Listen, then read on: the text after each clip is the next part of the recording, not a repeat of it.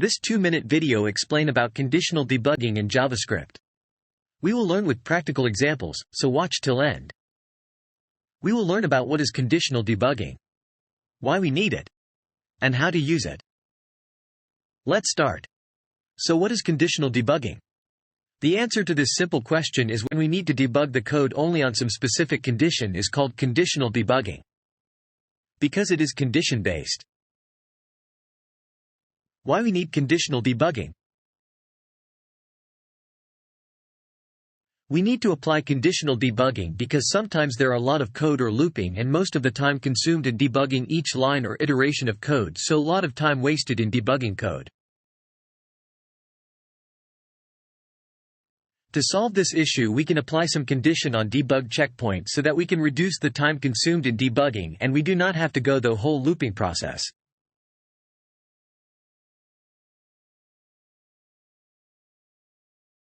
Now we will learn when and how to use it. We need to apply conditional debugging on these mentioned cases and we will go through each case with practical example. For conditional debugging, you just have to apply some condition on debugger breakpoint like this. This is the first case is when you want to stop debugger on a specific value. Like here, debugger is stopped only when the user ID is 4. All looping process other than user ID 4 is ignored.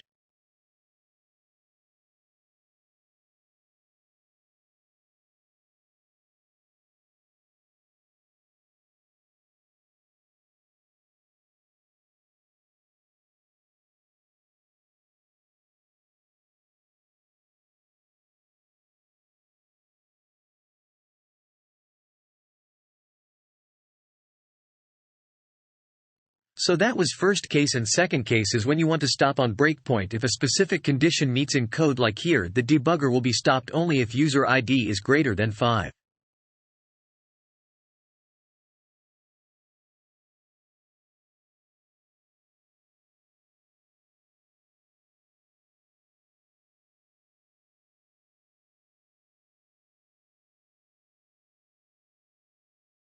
The third case is when you want to stop on breakpoint if the return value of a function meets some criteria as shown in example. The debugger will be stopped only if function returns array having more than 15 items.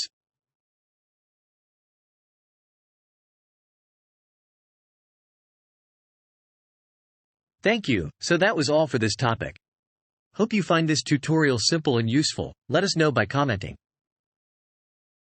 Like this video if you find this tutorial helpful. And subscribe this channel for next upcoming JavaScript tutorials on important topics. See you in next video.